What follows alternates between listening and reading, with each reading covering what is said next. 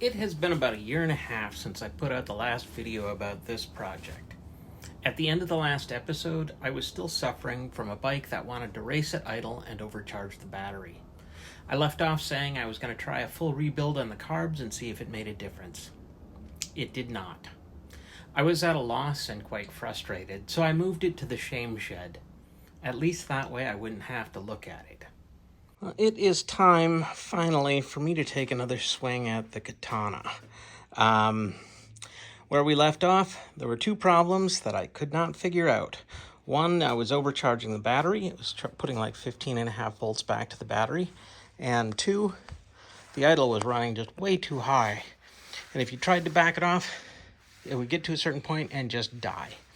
A lot of the time, a high idle can indicate an air leak, but no matter what I tried, I couldn't find any evidence of one.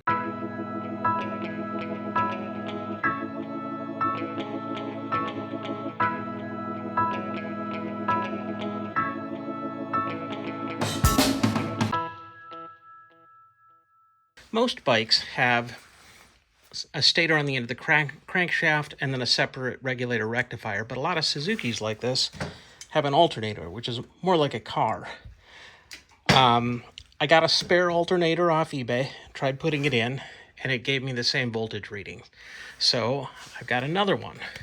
This is from a slightly newer model, so I had to use some different bolts for it, and I had to come up with some janky wiring, but it should be proof of concept. We'll see how it works. I also ordered some new O-rings for the intake manifolds just in case there was an air leak there that I wasn't finding. And these things were on there really tight. They required a lot of wax with the impact hammer to get loose. But so I'm waiting for those O-rings to show up. Now that I've got this temporarily wired in, once those get here, I'm going to give the carbs another quick go through, slap them on, and see where we're at. Been a bit of a wait, but the new boots, O-rings finally arrived for my intake boots. So I'm going to throw those on there, clean out the carbs a little bit, more just drop the bowls and check on them and make sure everything still looks good. And then probably try and adjust the mixture screws on the carbs again, just since it was running so fast. Maybe I'll try and fatten them up a little bit, rich in the idle mix-up. See if that helps.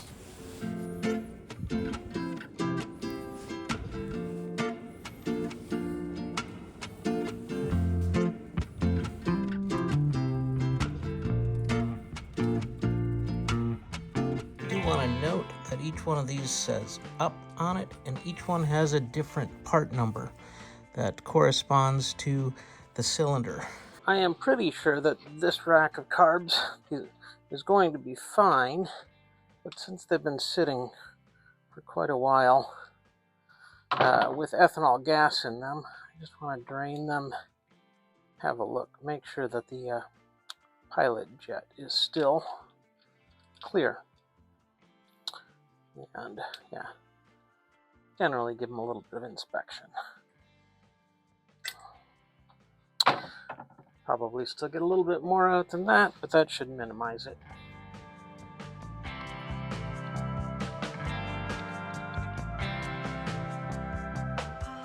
Grab this other bolt just to kind of prop it up so I can look directly at what I've got going on here. On these carbs, this whole assembly acts as the float and the valves, so this whole thing just kind of needs to pop off, and it's held on basically with an O-ring, 2 O-rings. They're kind of friction fit in there. I need to pull that off so that I can get to the idle jet, but I just dropped my little rubber. I did.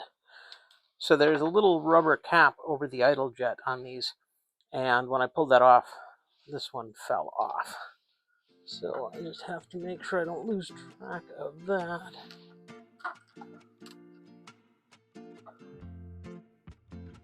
Dang it.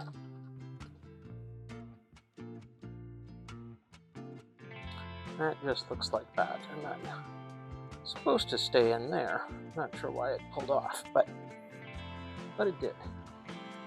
And the idle jet is just down here.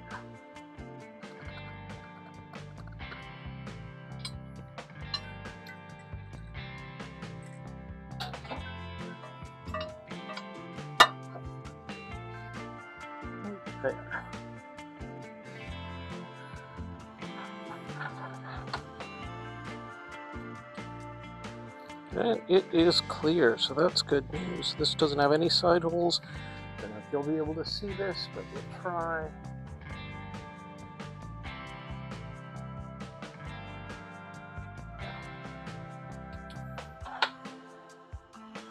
This one all looks so clean, I don't know if I'm going to bother with the other ones, because I think it's safe to assume that they're going to be fine too. Maybe I'll pull this one off too and check one more.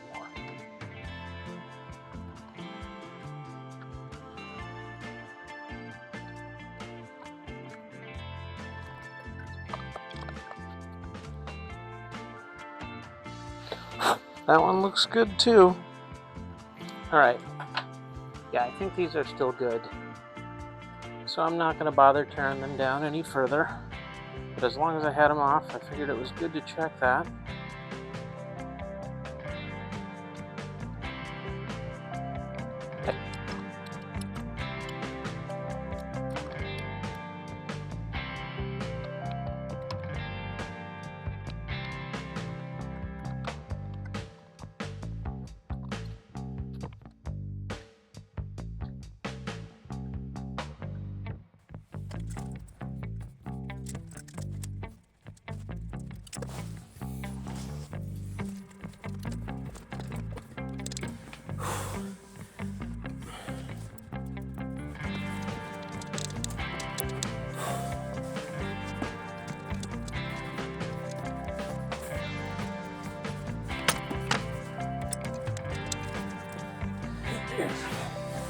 Finally went home.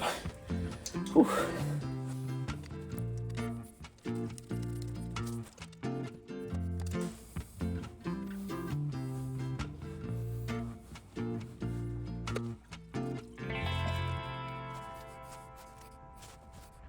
Okay, well,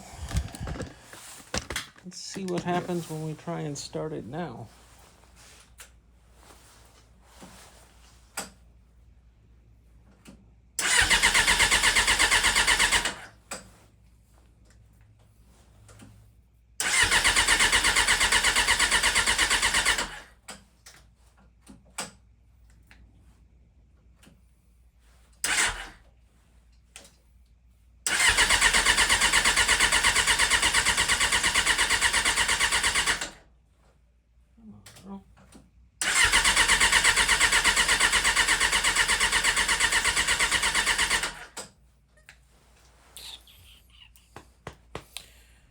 Forgetting anything.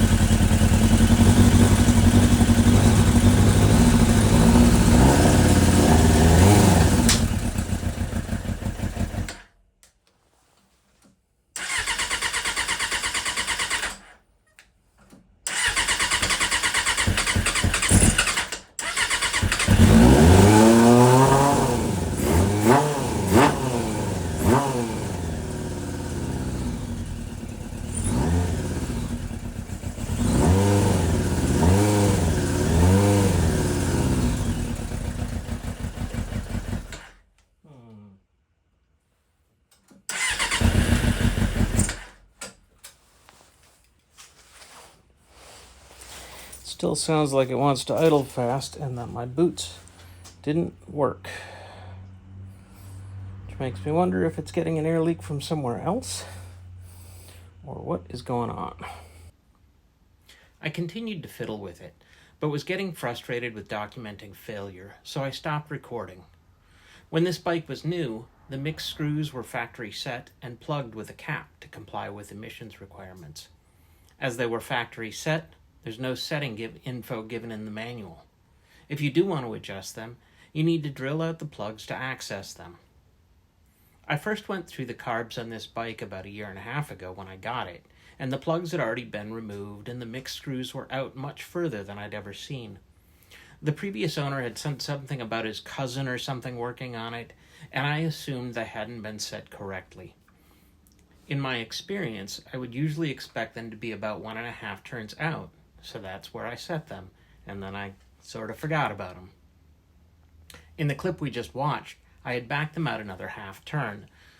After that clip, I had a flashback and remembered how far they had been out when I got the bike. Maybe that hadn't been a mistake after all. I would have never guessed that the aftermarket exhaust and freer-flowing air filter would have changed the mix that much, but it was worth a shot. So I pulled the carbs again, and I set them to 4 turns out. A bit more fiddling, and I finally got it to idle at a speed that allowed me to do an initial sync and also check the battery recharge rate.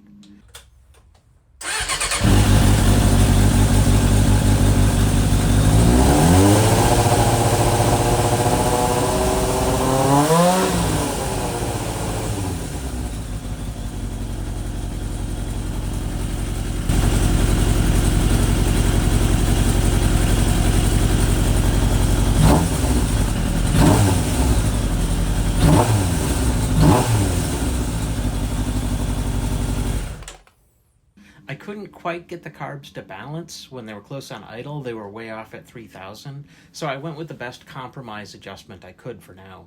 I'll come back and try again after a few test rides, maybe blow some cobwebs out of there.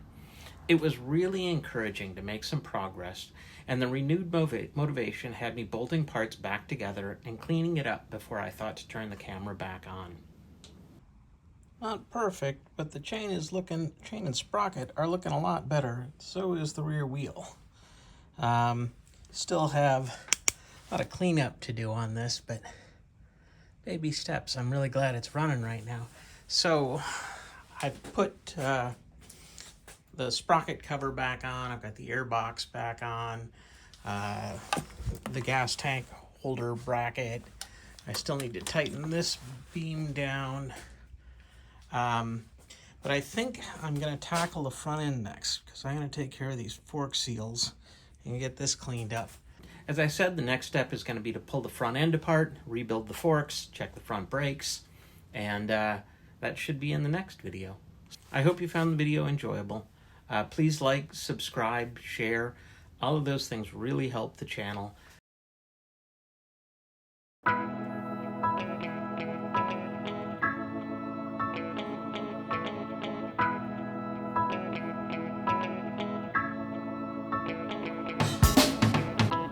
As always, thanks for watching.